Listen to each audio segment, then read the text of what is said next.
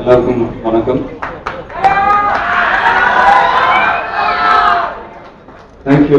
நான் வந்ததுலேருந்து உங்கள் எல்லாருடைய என்கரேஜ்மெண்ட், சப்போர்ட் எல்லாத்துக்குமே எத்தனை வாட்டி நன்றி சொன்னாலும் பார்த்தாது. ரொம்ப ரொம்ப தேங்க்ஸ். படம் நான் பார்த்தேன், எனக்கு ரொம்ப பிடிச்சிருக்கு.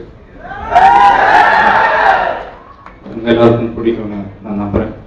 நல்ல டீம், சந்திரபிரகாஷ் ஜெயின் அவங்களுக்கும், விஜய் அவங்களுக்கும், Neerav, Amla, Sathyaraj sir, Manobala sir, Ponmanan sir, Suresh sir, Santhanam, Ragini, Abhimanyu, படத்தில் நடிச்ச அத்தனை நடிகர்கள், டெக்னீஷியன்ஸ் என்னையும் சேர்த்து நான் வாழ்த்திக்கிறேன். இந்த படம் மிகப்பெரிய வெற்றி அடையணும்.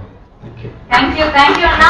நீங்க வந்து பேசணும்ன்றதை விட நாங்க எல்லாரும் ஆவலா எதிர்பார்த்துட்டு இருக்கிறது உங்களுடைய பாட்டு. சோ இந்த தடவை கண்டிப்பா மிஸ் ஆகக்கூடாது. ப்ளீஸ் ஒரு ரெண்டு வரி பாட மாட்டேன்றாருங்க.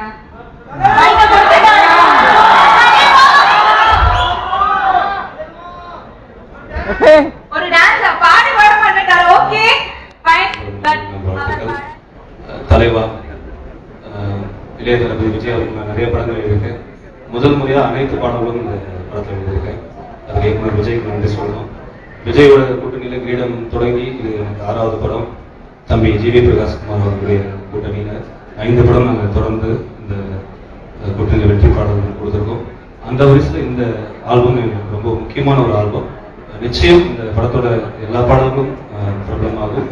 இந்த பாடல்களும் இந்த படமும் வெற்றியடைய என்னுடைய வாழ்த்து. Thank you sir, thank you so much. G V அவர்கள் கிட்ட மைக் எடுங்க.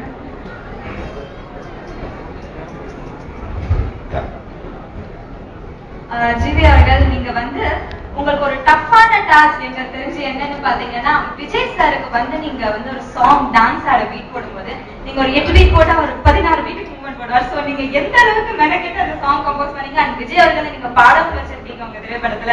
எப்படி இருந்தது அந்த அனுபவம்? ரொம்ப பயமா தான் இருந்துச்சு. ஏன்னா ஒரு சாங் பண்ணும்போது ஏன்னா அவர் செமையா டஃப் கொடுப்பாரு டான்ஸ் பர்ஃபார்மன்ஸ்ல. ஸோ நம்ம வந்து சாங் பண்ணும்போது அதுக்கு அந்த பீட்டுக்கு ஈக்குவலா இருக்கணும் அப்படின்னு சொல்லிட்டு ஒரு சாங்கை யோசிச்சு டான்ஸ் ஓரியன்டா தான் பண்ணியிருக்கோம். எதிர்பார்க்கலாம்.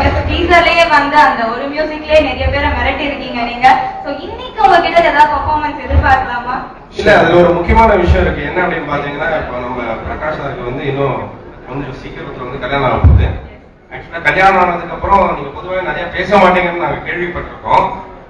பொதுவாக கல்யாணம் ஆனதுக்கு அப்புறம் பேசவே முடியாது. நீங்க ஃப்ரீடமா சுதந்திரமா பேசணும் அப்படின்னா உங்களுக்கு இந்த மேடை தான் உங்களுக்கு வந்து ஃப்ரீடமா பேசக்கூடிய ஒரு சான்ஸ் தருது. அதனால மனம் விட்டு உங்களோட இந்த தலைவா பயணத்தை பத்தி நீங்க சொல்லி ஆரம்பம்.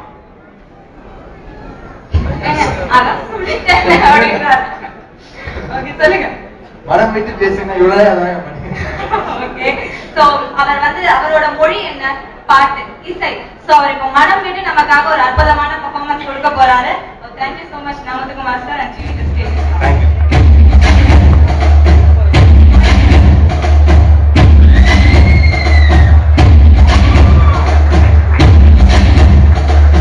சார், பொதுவா உங்க கேரக்டர் தான் எல்லாரும் புரிஞ்சுக்கணும்னு சொல்லுவாங்க. பட் வர உங்க கெட்டப்பே எங்களால புரிஞ்சுக்க முடியல சார். அப்படி பல கெட்டப்ல வந்து எங்களை கலக்கிட்டு இருக்கீங்க. தலைவால எந்த அளவு கலக்கிருக்கீங்க நீங்க?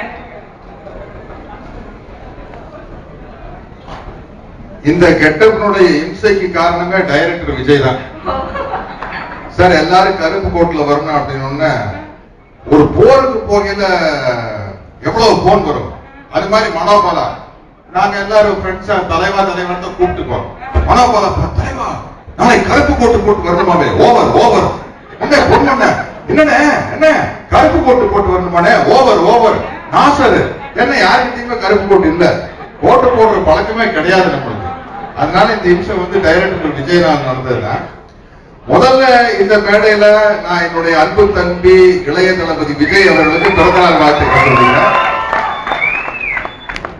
அதே மாதிரி இந்த இடத்துல நிகழ்ச்சி நடக்கிறதுனால விஜயோட ரசிகர்கள் அவ்வளவா வந்திருக்க முடியாது. பட் வந்திருக்கிறவங்க எல்லாருமே விஜய் ரசிகர்கள் தான் எனக்கு தெரியும். விஜய் ரசிகர்களுக்கு ஒரு வார்த்தை சொல்லிக்கிறேன். ஏன்னா உங்களுடைய இளைய தளபதி இன்னையிலிருந்து தலைவன் ஆகிறாரு. அப்போ ரசிகர்களாகி நீங்க தளபதி ஆயிட வேண்டியதான். இனிமே உலகம் பூரா விஜய்க்கு வந்து லட்சக்கணக்கான கோடிக்கணக்கான ரசிகர்கள் கிடையாது. இனிமே உங்ககிட்ட இருக்கிறது பூரா தளபதிகள் தான். எப்ப தளபதி தலைவன் ஆயிட்டானோ தொண்டன் வந்து தளபதி ஆயிட வேண்டியதான். முதல்ல விஸ்லி புரொடக்ஷன்ஸ் சந்திரபிரகாஷ் ஜெயின் சாருக்கு வந்து நான் ஒரு மிகப்பெரிய நன்றி வாழ்த்துக்களை சொல்லணும். ஏன்னா எனக்கு வந்து ஒரு பெரிய ஹிட் பிக்சர் ரிக்ஷா மாமா படம் கொடுத்தாரு. அதுக்கு பெரிய ஃபங்க்ஷன் பண்ணி அதை வந்து ரொம்ப கிராண்டா பண்ணாரு. அவரு சார்பில் அவர் வந்து விஜய் கிட்ட ஒரு வேண்டுகோள் வச்சார். அந்த வேண்டுகோளை வந்து நான் விஸ்லி புரொடக்ஷனுடைய கம்பெனி ஆர்டிஸ்ட்ங்கிறத நானும் விஜய் கிட்ட சொல்றேன். இந்த ஃபங்க்ஷன் தான் இப்படி சிம்பிளா நடக்கலாம் விஜய், படத்தினுடைய 100ஆம் நாள் விட அதெல்லாம் நாங்க ஒத்துக்க மாட்டோம். அது வந்து மிகப்பெரிய இடத்துல நடந்தாங்க. சந்திரபிரகாஷ் சார் நாங்க ஒன்றும் பிரச்சனை இல்லை. அதே மாதிரி இந்த படத்தினுடைய இயக்குனர் விஜய், அதாவது படத்தை தான் கிராண்டா திங்க் பண்றாரு அப்படின்னா இந்த ஒரு ஆடியோ ஃபங்க்ஷன் எவ்வளவு எக்ஸ்ட்ரானரியா பண்ணாரு. இந்த இந்த செட்டப் பேர் நம்மளுக்கு என்னன்னு தெரியல. இந்த லைட் கீட் எல்லாம் வந்ததுல நம்மளுக்கு எல்லாம் கொஞ்சம் விஞ்ஞானம் ரொம்ப கோளாறு. அது வந்து ரொம்ப எக்ஸலண்டா இருந்தது.